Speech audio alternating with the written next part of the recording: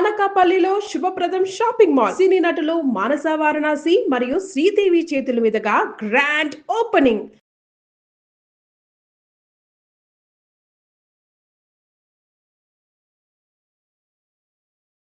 నమస్తే, welcome to I dream weekend update with కవిత.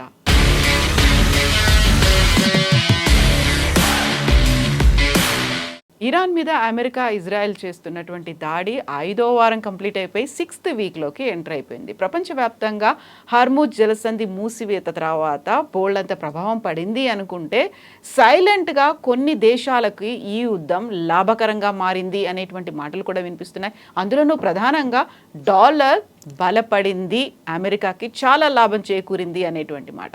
ఇందులో plan A, plan B అనేది ఉందా, లేకపోతే ఏం జరిగింది, ఎవరు లాభపడుతున్నారు, నష్టం ఎవరికి, ఎంత జరుగుతోంది? మనతో పాటుగా ఉన్నారు global economist professor doctor Ravinder Raina. Hello అండి, నమస్తే. నమస్తే అండి కవిత. సో 5 వీక్స్ కంప్లీట్ అయిపోయాయి, 6th వీక్లోకి ఎంటర్ అయిపోయారు అనుకున్నప్పుడు ఇరాన్ ఇంత స్ట్రాంగ్గా ఉంటుంది అని ఎక్స్పెక్ట్ చేయలేదు, యుద్ధం తొందరగానే ముగిసిపోతుంది అని అనుకున్నారు. బట్ అది జరగట్లేదు, బూమరాంగ్ అవుతుంది అనే మాట వినిపించినప్పుడు కూడా అమెరికాకి సైలెంట్గా లాభం జరుగుతోంది అనే మాట కూడా వినిపిస్తోంది కదా. అమెరికాకి ఏ రకంగా లాభం జరుగుతోంది అసలు? చూడండి, అమెరికా అనేది ప్రపంచంలో అతిపెద్ద ఆర్థిక వ్యవస్థ అని మనం చాలాసార్లు మాట్లాడుకున్నాం. అతిపెద్ద ఆర్థిక వ్యవస్థ ఉన్నప్పుడు పెద్ద మొత్తంలో ఒక ఏనుగు ఉందనుకోండి, ఏనుగు ఒక చీమ కుట్టినట్టుగా కానీ, లేకపోతే ఎలుక కుట్టినా కానీ, ఇంకేదన్నా కుట్టినా కానీ, ఏదైనా మనం గట్టి కొట్టినా కూడా పెద్ద మొత్తంలో నష్టం జరగడానికి ఆస్కారం తక్కువ ఉంటుంది. అంటే వాళ్ళకి మల్టిపుల్ యాంగిల్స్లో సోర్సెస్ ఆఫ్ ఇన్కమ్ కావచ్చు, డామినెన్స్ కావచ్చు, ఈ డిఫెన్స్ ఎక్విప్మెంట్ను అమ్ముకోవడం కావచ్చు. ప్రపంచ వాణిజ్యంలో కూడా ఇప్పుడు మీరు టెక్ కంపెనీస్ తీసుకోండి. టెక్ కంపెనీస్లో ఇప్పుడు మనకు యాపిల్ కావచ్చు, ఎన్విడియా కావచ్చు, గూగుల్ కావచ్చు, ఇట్లాంటి మన బేటా కావచ్చు, ఫేస్బుక్, ఇట్లాంటి మేజర్ టెక్ కంపెనీస్ ప్రపంచంలో ఒక 10 టెక్ కంపెనీ తీసుకుంటే అసలు మొత్తం tech companies dominant tech company తీసుకుంటేనే దాదాపు ఒక $20 trillion worth of money America make చేస్తుంది ఆ కంపెనీస్ ద్వారానే. సో ఇట్లాంటి పెద్ద దేశంలో ఏ జరిగినా కూడా, అంటే మనం ఏమనుకుంటామంటే విన్నర్స్ అండ్ లూజర్స్, యుద్ధంలో ఏది జరిగినా కూడా విన్నర్స్ అండ్ లూజర్. విన్నర్స్ ఎవరు అని అంటే ఇక్కడ అమెరికా చెప్పుకుంటుంది ముందు నుండి కూడా, నేను విన్నర్ని, నేను మొత్తం ఇరాన్ యొక్క ఇన్ఫ్రాస్ట్రక్చర్ని ధ్వంసం చేశాను అని చెప్పుకుంటుంది. ఇప్పుడు డిఫెన్స్ పరంగా చూసుకున్నట్టయితే కూడా అమెరికా పెద్ద మొత్తంలో ఇన్వెస్ట్మెంట్ చేసుకుంటూ వచ్చింది. ఇప్పుడు డిఫెన్స్ యొక్క బడ్జెట్ని తీసుకుంటే దాదాపు $890 బిలియన్ నుండి $1 trillion వరకు అమెరికా డిఫెన్స్ మీద ఖర్చు పెడుతుంది. అంటే ఇప్పుడు మొత్తం ప్రపంచంలో ఉన్న ఆర్థిక వ్యవస్థలు 20 ఆర్థిక వ్యవస్థలు తీసుకుంటే $1 trillion ఉన్న ఆర్థిక వ్యవస్థలు పెద్ద మొత్తంలో లేవు అసలు యాక్చువల్గా. ఇప్పుడు ఇండోనేషియా లాంటి పెద్ద పెద్ద దేశాలు కూడా, ఇటలీ లాంటి దేశాలు, మనకు రష్యా లాంటి దేశాలలో కూడా $1.5 trillion మేక్ చేయడం కష్టమవుతుంది. అటువంటి $1 trillion అమెరికా డిఫెన్స్ మీదనే ఖర్చు పెడుతుంది అనమాట. సో కాబట్టి ఇలాంటి యుద్ధం జరిగినప్పుడు ఏమైతుందంటే కవిత గారు, వాళ్ళు డిఫెన్స్ టెక్నాలజీ రిలేటెడ్ వాటిని అమ్ముకోవడానికి దీన్ని ఒక అవకాశంగా యూజ్ చేసుకుంటారు. మనకి ఇంకా ఈ మధ్య కాలంలో మీకు డాలర్ను చూసుకున్నట్టయితే డాలర్ యొక్క అది వీక్ అయిపోయింది, డాలర్ ఆల్ టైమ్ లో అయిపోయింది అని చెప్పి మనం పేపర్లో చూసుకున్నాం. కానీ నిజం ఏమవుతుందంటే ఇప్పుడు డాలర్ విషయంలో ఇప్పుడు మనకు రూపీ తీసుకోండి, రూపీ వాల్యూ అనేది ఆల్ టైమ్ లో. అసలు మన భారతదేశ చరిత్రలో కూడా $95.20 ఆర్ 30 సెంట్లు అనేది ఎప్పుడు తగ్గిపోలేదు అంత లెవెల్కి. తగ్గిపోయింది just 3 days 4 days back. So అది ఒకటే కాకుండా, అంటే ఇప్పుడు సౌత్ ఆఫ్రికా ఉందనుకోండి, సౌత్ ఆఫ్రికాలో మొన్నటి వరకు పనిచేసి వచ్చాను. సౌత్ ఆఫ్రికన్ ర్యాండ్ ఇప్పుడు వారు జరిగే కంటే ముందు 15 ఆ రేంజ్లో ఉన్నటువంటి, అంటే $1కు 15 సౌత్ ఆఫ్రికన్ ర్యాండ్స్ ఉంటే అది 17 చిల్లర అయిపోయింది. 17.15, 17.17 ఆ రేంజ్లో నడుస్తూ ఉంది ఇప్పుడు. అది అలానే రష్యా తీసుకోండి, ఇప్పుడు నేను రష్యాకి ఒక 3-4 monthsకి వెళ్ళినప్పుడు అప్పుడు 76 రూబుల్స్ ఉంటుండేది $1కి, ఇప్పుడు 80-82 పైన వచ్చిందనమాట. ఇలా ప్రపంచంలో ఉన్నటువంటి ఏ కరెన్సీ వాల్యూ తీసుకున్నా కూడా మీకు ఆ ఫ్లక్చుయేషన్ కనిపిస్తూ ఉంది. ఆ పాయింట్ ఏంటంటే డాలర్ యొక్క వాల్యూ స్ట్రెంత్ అవుతున్నదని మనం కళ్ళు మూసుకొని చెప్పుకోవచ్చు. అది అమెరికాకే లాభం అవుతుంది. అమెరికాకి వాళ్ళ వాల్యూ ఇంక్రీజ్ అవుతుందంటే వాళ్ళకు ఇంకా లాభం అవుతుంది. ఎందుకంటే అమెరికన్స్ ఒకవేళ మన ఇండియన్ వస్తువులు కొనుక్కోవాలనుకుంటే అక్కడ చీప్ అయిపోతుంది వాళ్ళకి. సో ఇలాంటి లాభాలు, అంటే డైరెక్ట్ లాభాలు, ఇండైరెక్ట్ లాభాలను చూసుకున్నట్టయితే ఒక రకంగా అమెరికాకు ఏదో రకంగా లాభం జరుగుతుందని చెప్పుకోవచ్చు. అమెరికా మీకు మొత్తంలో ఇప్పుడు కొన్ని బిలియన్స్ ఆఫ్ డాలర్స్, ఇప్పుడు మనం ఎకనామిక్ పరంగా చూసుకున్నట్టయితే కవిత గారు, యుద్ధం స్టార్ట్ అయ్యి మీరు అన్నట్టుగా ఇప్పుడు 6th వీక్లోకి మనం ఎంటర్ అయినాం. 6th వీక్ ఎంటర్ అయినప్పటి కంటే ముందు 28th ఫిబ్రవరి నుండి మనము 4th ఏప్రిల్కు చూసుకున్నట్టయితే ఈ మధ్యకాలంలో ఎంత నష్టం జరిగిందనేది కూడా చూసుకోవచ్చు మనం. నష్టంలో కూడా పెద్ద మొత్తంలో అమెరికాకి నష్టం జరిగింది. ఆ నష్టాన్ని వాళ్ళు రికవర్ చేసుకోవడానికి ఈ యొక్క డిఫరెంట్ స్ట్రాటజీస్ని వాళ్ళు అప్లై చేసుకుంటూ వస్తున్నారు అనమాట. సో దానిలో భాగంగానే ఇప్పుడు డాలర్ స్ట్రెంథనైజేషన్ కావచ్చు, లేకపోతే వాళ్ళ యొక్క డిఫెన్స్ ఎక్విప్మెంట్ను సేల్ చేసుకోవడం కావచ్చు, ఇలాంటివన్నీ జరుపుకుంటూ వస్తున్నాయి. ఇప్పుడు మనకు ఇంకొకటి ఏంటంటే అమెరికా అలైడ్ కంట్రీస్ చాలా ఉన్నాయి ప్రపంచంలో. దానిలో జపాన్ కావచ్చు, లేకపోతే ఇటలీ కావచ్చు, కువైట్ కావచ్చు, సౌదీ అరేబియా కావచ్చు, ఇట్లాంటి గల్ఫ్ కోఆపరేషన్ కౌన్సిల్ కంట్రీస్ కావచ్చు. ఈ కంట్రీస్ కూడా అమెరికా మీద డిపెండ్ అయి ఉన్నాయి. అమెరికా మీద డిపెండ్ అయినప్పుడు వాటి ఇప్పుడు కువైట్ ఉందనుకోండి, ఈరోజు అక్కడ వాళ్ళ డీసాలినేషన్ ప్లాంట్ను పేల్చేస్తారు వీళ్ళు ఇరానియన్స్. అలా పేల్చేసినప్పుడు దాదాపు 90% ఆఫ్ ద పీపుల్ కువైట్లో వాటర్ తాగడానికి వాళ్ళ పరిస్థితి ఏంటి ఇప్పుడు? సో ఇట్లాంటివన్నీ అంటే కువైట్ కూడా మళ్ళీ దాన్ని ప్రొటెక్ట్ చేసుకోవాలంటే వాళ్ళకు డిఫెన్స్ టెక్నాలజీస్ కానీ ఆర్మ్స్ అమ్యునిషన్స్ ఎక్విప్మెంట్స్ ఇవన్నీ ఎక్కడ నుండి వస్తాయి? అమెరికన్ తీసుకుంటుంది. సో ఈ రకంగా అమెరికా, సౌదీ అరేబియా కూడా కావచ్చు, లెబనాన్ కావచ్చు, ఇట్లాంటి కంట్రీస్ నుండి కూడా ఏదో రకంగా డైరెక్ట్ కానీ ఇండైరెక్ట్ కానీ ఈ యొక్క డిఫెన్స్ డీల్స్ అనేది పెద్ద మొత్తంలో జరుపుకుంటూ వస్తున్నాయి. అదొక పాయింట్. రెండో పాయింట్ ఏంటంటే కవిత గారు, ఈ మధ్యన డెవలప్మెంట్స్ మనం కూడా ఇండియా కూడా పెద్ద మొత్తంలో డిఫెన్స్ అమ్ముకుంటున్నాం మనం. డిఫెన్స్ టెక్నాలజీ కావచ్చు, ఇది ఇట్లాంటి ఆర్మ్స్ అమ్యునిషన్స్ కావచ్చు, మనం అమ్ముకుంటున్నాం. ఫస్ట్ టైం మన చరిత్రలో ఇప్పటి వరకు మనం $4 బిలియన్ వర్త్ ఆఫ్ డిఫెన్స్ టెక్నాలజీని ఇక్కడ అమ్మలేదు అనమాట. డిఫెన్స్ అది మిసైల్స్ కావచ్చు, గన్స్ కావచ్చు. ఇప్పుడు మనము డిఫరెంట్ నంబర్స్తో AK-47, AK-56 అలా కాకుండా AK అనే నంబర్తో డిఫరెంట్ గన్స్ని కూడా మనం అమ్ముకుంటున్నాం అనమాట.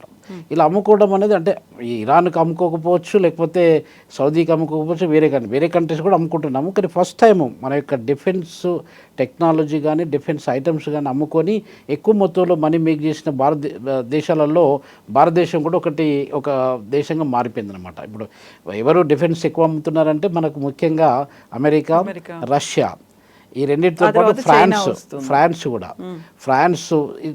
ఈ కంట్రీస్, ఇజ్రాయెల్ కూడా అమ్ముకుంటుంది. తర్వాత ఇది చైనా కూడా వస్తుంది. సో ఇట్లాంటి కంట్రీస్లలో ఒక 5-6 దేశాలు ఉంటే డిఫెన్స్ ఎక్కువ మొత్తంలో అమ్మే దేశాలలో మనం కూడా వి జాయిన్డ్ దట్ గ్రూప్ అనమాట. సో అదొకటి మనం గమనించాల్సిన విషయం. ఇప్పుడు మొత్తం మీద మీరు చెప్పినట్టుగా కవిత గారు, ప్రపంచ ఆర్థిక వ్యవస్థలో పెద్ద మొత్తంలో లాస్ జరుపుకుంటూ వస్తుంది. మనము దాని గురించి ఇంకా ఎక్కువ డీటెయిల్గా మాట్లాడదాం ఆ విషయం గురించి. ఇప్పుడు మీరు అడిగిన క్వశ్చన్కి అమెరికా లాభపడిందా లేదా అని అంటే, యుద్ధం అనేది ఎప్పుడైనా కూడా లాభము నష్టము రెండు ఉంటాయి. అంతేగాని వాళ్ళు ఒకవేళ మాకు లాభమే జరిగింది మేము నష్టపోలేదని చెప్పారంటే ఇంకా వాళ్ళ యొక్క ప్రాబబ్లీ ఫూలిష్నెస్ని ఇండికేట్ చేస్తుంది అనమాట. సో గెలుపు ఓటమి మాత్రమే కాదు, ఎన్ని రకాలుగా లాభపడింది, ఎన్ని రకాలుగా నష్టపోయింది అనుకున్నప్పుడు ప్రపంచ దేశాలన్నిటి మీద ఇంపాక్ట్ అయితే కనిపిస్తోంది.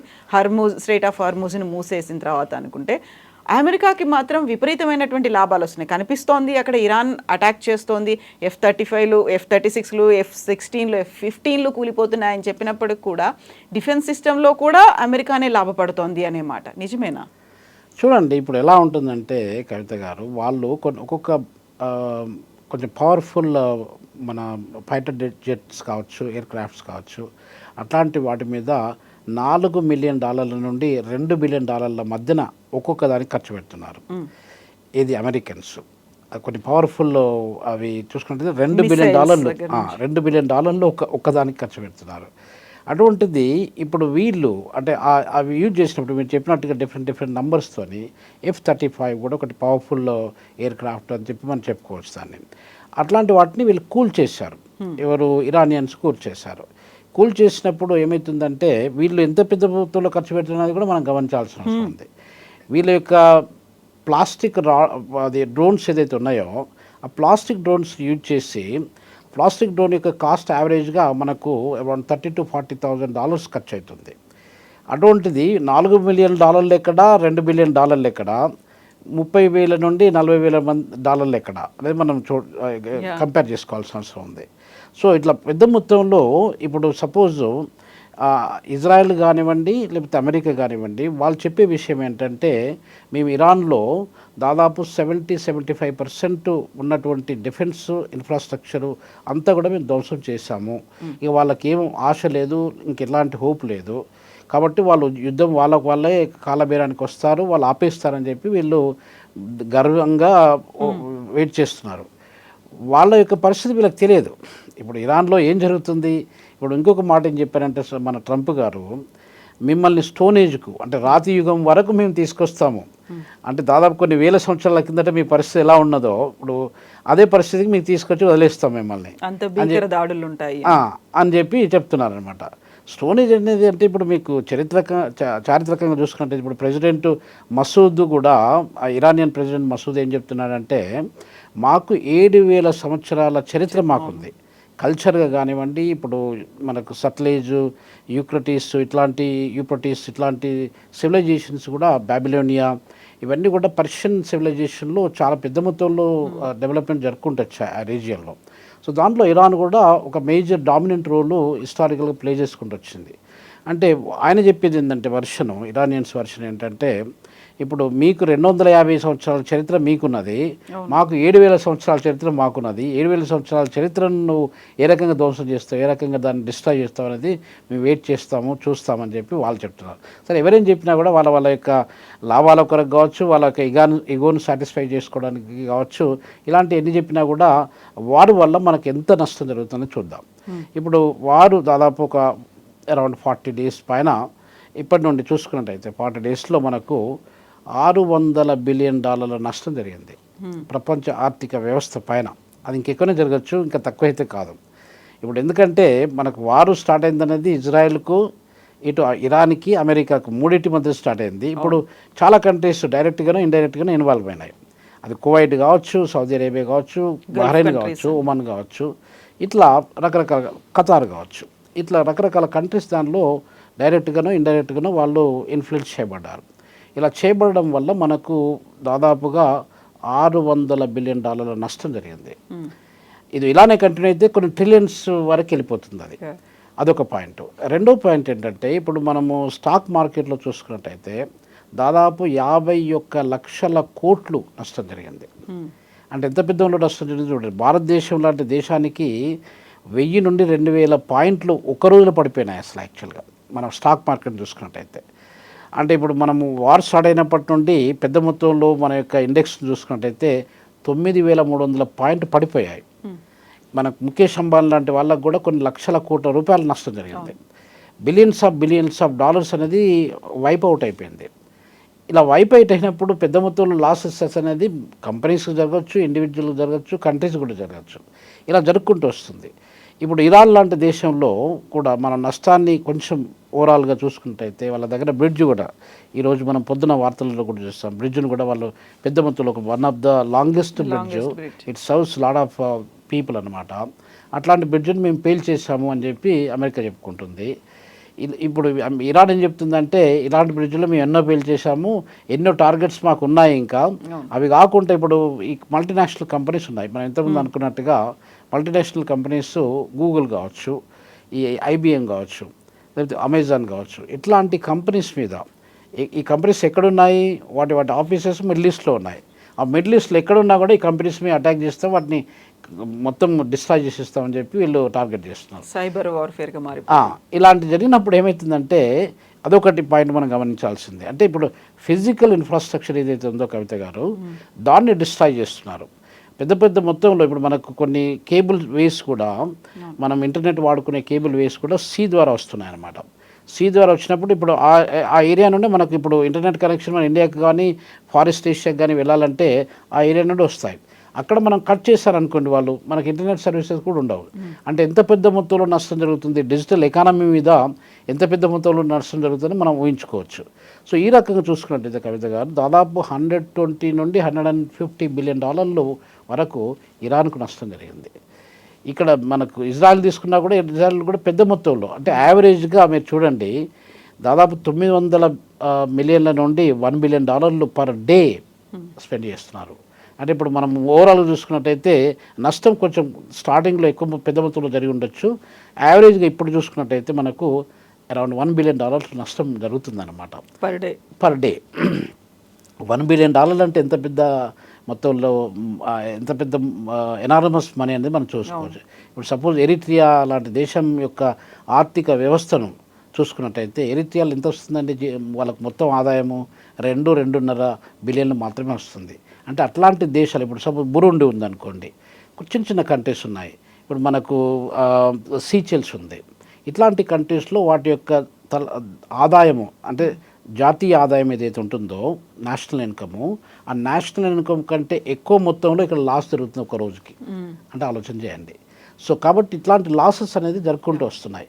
అంటే అన్ని దేశాలు, ఇప్పుడు మన భారతదేశం కూడా లాస్లు చూసుకున్నట్టయితే మన దగ్గర ఇంతకుముందు చెప్పుకున్నట్టుగా స్టాక్ మార్కెట్ నష్టపోయింది. తర్వాత పెద్ద మొత్తంలో మనకు గ్యాస్ దొరకట్లేదు ఇక్కడ. సో ఈ రకంగా చూసుకున్నట్టయితే కూడా మనకి ఇప్పుడు ఇంకా స్పెక్యులేషన్స్ పెద్ద మొత్తంలో పెరుగుకుంటూ వస్తున్నాయి. సో ఈ లాసెస్ అనేది మనము అది ఇప్పుడు అటాక్స్ చూసుకున్నట్టయితే ఇంకా అటాక్స్ జరుపుకుంటూ వస్తున్నాయి. అంటే ఎంత లాస్ అయింది, ఎవరెంత లాస్ అనేది మనం అక్యురేట్గా మెజర్ చేయడానికి ఛాన్సెస్ తక్కువ ఉంటాయి.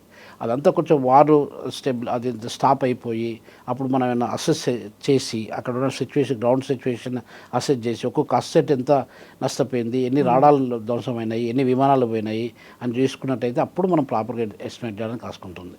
ఇప్పుడు కొంచెం ఓవరాల్గా $600 బిలియన్ నష్టం జరిగిందని మనం చెప్పుకోవచ్చండి. సో అమెరికా అంటే సూపర్ పవరు, ఇజ్రాయెల్ దగ్గరేమో మొసాద్ లాంటి నిఘా వ్యవస్థ ఉంది, ఎక్కడ ఏం జరుగుతుంది అనేది ఇంటెలిజెన్స్ దాంతో తెలుసుకోగలుగుతుంది. బట్ ఇరాన్ దగ్గర ఏముంది? వాళ్ళని ఓన్లీ టాప్ లీడర్ ఎవరైతే సుప్రీం లీడర్ ఉన్నారో ఆయన్ని కొడితే సరిపోతుంది అనే భావంతోనే రంగంలోకి దిగారా?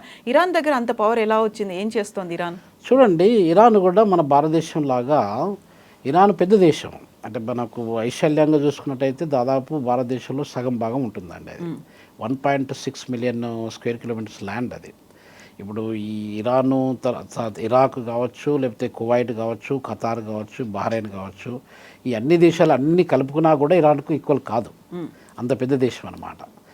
మనం అదొక పాయింట్. రెండో పాయింట్ ఏంటంటే కవిత గారు, అక్కడ జనాభా కూడా దాదాపు 9 కోట్ల పైన జనాభా ఉన్నారు. 93-94 మిలియన్ పీపుల్ అక్కడ ఉన్నారనమాట. సో ఇది అంటే ఆర్థిక పరంగా చూసుకున్నా కూడా ఇప్పుడు మనకు ముంబై లాంటి సిటీస్ ఎంతైతే మన దేశ ఆర్థిక వ్యవస్థ కాంట్రిబ్యూట్ చేస్తుందో అదే రేంజ్లో ఆల్మోస్ట్ ఒక $450 బిలియన్ వరకు వాళ్ళకి నేషనల్ ఇన్కమ్ అంత ఉందన్నమాట. అంటే ఇప్పుడు ఇరాన్ యొక్క నేషనల్ ఇన్కమ్ కంటే పెద్ద మొత్తంలో మన ప్రపంచ ఆర్థిక వ్యవస్థకు నష్టం జరిగింది. ఇలా జరిగినప్పుడు అంటే ఇరాన్లో ఏంటి అసలు అది ఇరాన్ యొక్క ప్రజల యొక్క ఇదేంటి అంటే వాళ్ళు చాలా ఫెరోషియస్ పీపుల్ అండి. వాళ్ళు ఏంటంటే అక్కడ పాయింట్, మేము ఎవరిని అటాక్ చేయము, మమ్మల్ని ఎవరైనా అటాక్ చేసినట్టు మేము ఊరుకోము. సో ఇండియా కూడా ముందు నుండి వేరే, ఇప్పుడు మనకు ఇంకొక విషయం ఏంటంటే కవిత గారు, ఇరాను ఒకప్పుడు భారతదేశంలో భాగంగా ఉంటుండేది. హిస్టారికల్గా మీరు చూసుకున్నట్టయితే ఒక 900-1000 సంవత్సరాల కిందట అది ఇరాన్ కూడా మన భారతదేశంలో ఒక భాగంగా ఉంటుండేది. అలాంటిది ఇరాన్ కానీ ఆఫ్ఘనిస్తాన్ కానీ ఇప్పుడు మనకున్నటువంటి బర్మా, మయన్మార్ కానీ ఈ దేశాలన్నీ కూడా భారతదేశ ఉపఖండంలో భాగంగా ఉంటుండేది ఒకప్పుడు. అయితే అలాంటి దేశంలో వాళ్ళు జాగ్రఫికల్ కండిషన్స్ చూసుకున్నట్టయితే వాళ్ళు వెల్ ప్రొటెక్టెడ్ అండి. అంటే వాళ్ళ మౌంటైన్స్ కావచ్చు, అక్కడ ఉన్నటువంటి సీ వాటర్స్ కావచ్చు, లేకపోతే అక్కడ ఉన్నటువంటి లేక్స్ కావచ్చు, ఇవన్నీ కూడా న్యాచురల్ వాటిని ఏమంటారంటే రిసోర్సెస్ పరంగా చూసుకున్నట్టయితే దే ఆర్ వెల్, దాని ఏమంటారు వాళ్ళు, they are given the gift అనమాట బై ద నేచర్. సో అది దాన్ని వీళ్ళు ఏం చెప్తున్నారు, మేము 50% ధ్వంసం చేసాము, 75% చెప్తున్నారు. కానీ ఇరాన్లో అంత ఇది కాదు. ఇప్పుడు గ్రౌండ్ అటాక్ దాదాపు 50,000 సైనికులతోని అమెరికా గ్రౌండ్ అటాక్ చేయడానికి ప్రయత్నాలు జరుగుతున్నాయి. They have started their journey అనమాట. ఇలా అంటే గ్రౌండ్, ఇప్పుడు నువ్వు ఎయిర్ ఫోర్స్ని పంపించే నువ్వు you couldn't achieve what you want to achieve. అది ఇప్పుడు మీరు గ్రౌండ్ సోల్జర్స్, అమెరికన్ సోల్జర్స్ ఎక్కడో పుట్టాడు వాడు, ఎక్కడో పెరిగాడు, వాడికి అమెరికన్ అది ఇరాన్ యొక్క జాగ్రఫికల్ కండిషన్స్, GPS సిస్టమ్ అంతా తెలియదు కదండి. ఇప్పుడు వాళ్ళకి ఎట్లాంటి అంబుష్ సెక్షన్ అటాక్స్ అని చెప్పి చేస్తూ ఉంటారు. ఇప్పుడు మన అమెరికన్ సోల్జర్స్ ఎంటర్ అవుతున్న కొద్దీ వాడు వెయిట్ చేస్తాడు, ఒకేసారి దెబ్బ కొట్టేస్తాడు. ఎయిర్ ఫోర్స్లోనే మనము అంత కొట్టలేకపోయినాం. ఎందుకంటే వాళ్ళకి అడ్వాంటేజ్ అది. జాగ్రఫికల్ లొకేషన్ చూసినట్టయితే కవిత గారు ఇరానియన్స్కు అది అడ్వాంటేజ్. ఎందుకంటే వాళ్ళకి ఎక్కడెక్కడ ఏమున్నదనేది వాళ్ళకి తెలుసు. ఆ సోల్జర్స్ కూడా అక్కడ ఆ ల్యాండ్లో వాళ్ళు ట్రైన్ అయ్యారు కాబట్టి they could fight better than the Americans and outsiders. So కాబట్టి మనం వాళ్ళకి తక్కువ అంచనానికి వీల్లేదన్నమాట. సో దాన్ని మనం చాలా జాగ్రత్తగా గమనించాల్సిన విషయం. ఎందుకంటే ఇన్సైడ్ స్టోరీ ఇప్పుడు వాడు దాదాపు 47 years నుండి మొత్తము ఈ యొక్క ఏమంటారు దాన్ని అయతుల్లా ఖొమైనీ గారు కావచ్చు, లేకపోతే అక్కడ ఉన్నటువంటి రెవల్యూషనరీ ఈ మన ఇరానియన్ ఆర్మీ కావచ్చు, వీళ్ళందరూ ఒక కంట్రోల్కి తీసుకొచ్చారు. కంట్రోల్ తీసుకొచ్చి అది మన ఆ యొక్క షియా యొక్క రూల్స్ని కానీ రెగ్యులేషన్ కానీ వాళ్ళు స్ట్రిక్ట్గా పాటించుకుంటూ వస్తున్నారు. అలాంటి దాన్ని మీరు ఒకేసారి బ్రేక్ చేసి మొత్తం మేము లీడర్షిప్ చేంజ్ చేస్తామని చెప్పడానికి ఛాన్సెస్ కొంచెం తక్కువ ఉంటాయి అన్నమాట. ట్రూ. సో ఇప్పుడు మళ్ళీ నెక్స్ట్ ఏం జరగబోతుంది, ఎవరి స్ట్రాటజీ ఎలా ఉంటుంది అంటే మీరెంతవరకు అంచనా వేస్తున్నారు, ఎప్పటి వరకు క్లోజ్ అయిపోతుంది? ట్రంప్ అయితే ఇంకో 2-3 weeks అంటున్నారు. చూడండి ఇప్పుడు ఎట్లా ఉంటుందంటే పరిస్థితి, ఎవరి దగ్గర సామర్థ్యం లేకున్నా కూడా వాళ్ళు మేకవన్న పులిలాగా అన్నమాట. సో ఈ రకంగా గంభీరంగా వాళ్ళు ఇరానియన్స్ కూడా వాళ్ళు వీక్ అయ్యారు. ఎందుకంటే చాలా పెద్ద మొత్తంలో నష్టం జరిగింది. వాళ్ళ లీడర్ పోయారు, వాళ్ళ పెద్ద పెద్ద కమాండర్స్ చనిపోయారు. అలాంటప్పుడు ఇప్పుడు మనకు ముస్తాబా వాళ్ళ అయతుల్లా ఖొమైనీ గారి యొక్క సన్ను కూడా గాయపడ్డాడని చెప్పి మనం వింటున్నాం. ఆయన కనిపించట్లేదు ఈ మధ్య కాలంలో. ప్రెసిడెంట్ మసూద్ ఆయనే స్టేట్మెంట్స్ ఇవ్వడం జరుపుకుంటూ వస్తుంది. ఇలా జరుపుకుంటూ వచ్చినప్పుడు కవిత గారు పెద్ద మొత్తంలో నష్టం జరిగినప్పుడు వాళ్ళు ఎంతో దూరము ఫైట్ చేయలేరు. కాకపోతే వాళ్ళు ఏం చెప్తున్నారంటే మీరు ఎంత ఫైట్ చేస్తారో అంతకంటే ఎక్కువ మేము ఫైట్ చేస్తాం. మీరు మొన్న అది కాల్పుల విరమణ తర్వాత కొంచెం బ్రేక్ తీసుకుంటామని చెప్పి అన్నారు కదా, మేమేం బ్రేక్ తీసుకోము అని చెప్పి వాళ్ళు కంటిన్యూ చేశారు యుద్ధాన్ని. సో ఇది ఎంతసేపు కంటిన్యూ అయినా కూడా కవిత గారు ఇప్పుడు 3 పార్టీలే కాకుండా చాలా పార్టీస్ దీనిలో ఇన్వాల్వ్ అయినాయి కాబట్టి దాదాపు 40 days అంటే దాదాపు ఒక అరౌండ్ 2 weeks వరకు, ఇంకొక 2 weeks వరకు మ్యాక్సిమము కంటిన్యూ అవుతుండొచ్చు అని చెప్పి మనము అది అంచనా వేయడానికి చాలా ఆస్కారం ఉంది. ఇంకా కొంచెం బియాండ్ ఇంకొక 2 weeks కాకపోతే ఇంకొక 1 month వరకు కూడా పోవడానికి ఆస్కారం ఉంటుందన్నమాట. అప్పటిదాకా ఎవరికి ఎంత నష్టం జరుగుతుంది, ఎవరు ఎంత ఇంట్రాస్పెక్ట్ చేసుకుంటారు, ఎవరు కొంచెం వెనకడుగు వేస్తారు, అది ప్రైడ్ అండ్ ప్రెజుడిస్ కాకుండా యాక్చువల్గా ఆలోచించగలిగితే తెలుస్తుంది. తప్పకుండా అండి. యుద్ధంలో ఎవరు విన్నర్స్ అనేది లేరండి. ప్రపంచ చరిత్రలో మనకు ముఖ్యంగా స్పెయిన్ ఒకప్పుడు పెద్ద దేశం, అది స్పెయిన్ డామినెన్స్ ఉంటుండేది. స్పెయిన్ తర్వాత ఇటలీకి డామినెన్స్ వచ్చింది, గ్రీస్కి ఒక టైంలో వచ్చింది, ఫ్రాన్స్కి వచ్చింది. ఈ రకంగా చూసుకున్నట్టయితే they are just coming and going అంతే. Nobody win. మనకు అలెగ్జాండర్ లాంటి పెద్ద పెద్ద వీరులే విన్ అయినట్టు లేకుండా ఆయన చనిపోయేటప్పుడు నేను తీసుకుపోయేటప్పుడు ఏం తీసుకుపోవట్లేదు, వట్టి చేతులతోనే వెళ్ళిపోతున్నానని చెప్పి ఇలా చేతులు పెట్టి చనిపోయాడు అనమాట. అంటే దాని అర్థం ఏంటంటే వెదర్ అమెరికన్ డొనాల్డ్ ట్రంప్ కావచ్చు, లేకపోతే ఇక్కడ ఉన్నటువంటి మసూద్ ఇరాన్ ప్రెసిడెంట్ కావచ్చు, మన దగ్గర ఉన్నటువంటి ఆయన బెంజమిన్ నెతన్యాహు కావచ్చు, ఎవరేం చేసినా కూడా కామన్ ప్రజలు చనిపోతున్నారు. లక్షలాది మంది ప్రజలు డిస్ప్లేస్ అయిపోయారు. వాళ్ళందరూ శరణార్థుల్లాగా అక్కడిక్కడ తట్టబుట్ట చదువుకొని తలదాచుకోవడానికి వెళ్ళిపోతున్నారు. కొన్ని వేలాది మంది. ఇప్పుడు మీకు ఒక వీడియో నేను ఒక 1-2 days బ్యాక్ చూశాను. ఒక ఇరానియన్ అతను ఏం చెప్తున్నాడంటే ఆయన వర్షన్ ఏంటంటే దాదాపు 40 నుండి 50 మంది ఇరానియన్స్ చంపబడ్డారంట జస్ట్ వార్ స్టార్ట్ అయినాక. అంటే ఇరానియన్స్ని చంపడానికి ఇప్పుడు మనకు లెబనాన్ నుండో లేకపోతే ఇప్పుడు యమన్ నుండో ఆ యొక్క టెర్రరిస్ట్ ఆర్గనైజేషన్స్ వెళ్ళి ఇరానియన్స్ మీద అటాక్ చేస్తున్నారంటే ఆలోచించండి. ఇప్పుడు అమెరికన్ సోల్జర్స్ లేకపోతే ఇజ్రాయెల్ సోల్జర్స్ వేరే వాళ్ళు అటాక్ చేసే కంటే ఎక్కువగా ఇరానియన్స్ మీద వేరే దేశం ప్రాక్సీ గ్రూప్స్ వచ్చి అటాక్ చేస్తున్నారంటే అది పరిస్థితి చాలా దారుణంగా ఉంది. అమాయక ప్రజలు చాలామంది వాళ్ళ యొక్క లెక్క ప్రకారంగా 3,000 మంది ప్రజలు చనిపోయారని చెప్తున్నారు. 3,000 కావచ్చు కదా, 40,000 నుండి 50,000 మంది చనిపోయారంటే ఎంత పెద్ద మొత్తంలో ప్రాణ నష్టం జరిగిందో ఆలోచించండి. ఎవరికి ట్రంప్కి ఏం కాలేదు, ఇప్పుడు ఈ నెతన్యాహుకి ఏం కాలేదు, ఆయన మసూద్కి ఏం కాలేదు. సో అంటే లీడర్స్ దే ఆర్ ఓకే, కాకపోతే కామన్ మ్యాన్ ఈజ్ సఫరింగ్ కదా. సో కాబట్టి దీన్ని ఈ యొక్క యునైటెడ్ నేషన్స్ అది యాక్చువల్గా మన చార్టర్ ప్రకారం చూసినట్టయితే కవిత గారు ఇప్పుడు ఈ యుద్ధం అనేది చేయకూడదు అసలు వాస్తవంగా చెప్పాలి. ఎందుకంటే సార్వభౌమాధికారంను మనం రెస్పెక్ట్ చేయాలి. అది చిన్న దేశం కావచ్చు, పెద్ద దేశం కావచ్చు. ఇప్పుడు మనకు అమెరికాలో కూడా లాస్ ఏం చెప్తున్నాయంటే ఇప్పుడు డొనాల్డ్ ట్రంప్ను వార్ క్రైమ్స్ అదంతా నువ్వు ఇష్టం వచ్చినట్టుగా నువ్వు అటాక్ చేస్తున్నావు, ఇష్టం వచ్చినట్టుగా చేస్తున్నావు కాబట్టి వార్ క్రైమ్స్ ట్రిబ్యునల్స్ అని ఉంటాయి. ఆ వార్ క్రైమ్స్ ట్రిబ్యునల్ ప్రకారంగా తీసుకుంటే ఆ రూల్స్ రెగ్యులేషన్ తీసుకున్నట్టయితే ఈ డొనాల్డ్ ట్రంప్ను కూడా అక్కడ తీసుకొచ్చి ప్రాసిక్యూట్ చేయడానికి ఆస్కారం ఉంటుంది. సో ఇట్లాంటి సమస్యలు చాలా రావడానికి ఆస్కారం ఉంటుంది అన్నమాట. Yes thank you so much Ravinder గారు. విల్ సీ నెక్స్ట్ వీక్ కల్లా ఏమవుతుంది అనేది. థ్యాంక్ యూ తప్పకుండా అండి. నమస్తే. Thank you. And for more videos, Please subscribe to iDream. Please subscribe to iDream. Please subscribe iDream. And please subscribe to iDream. For more videos, subscribe to iDream. please like, share, and subscribe to the channel. Congratulations, iDream. Subscribe to iDream. Subscribe to iDream. So subscribe to iDream Media. iDream ki iDream team అందరికి huge congratulations. Please subscribe iDream Media. Please subscribe to iDream.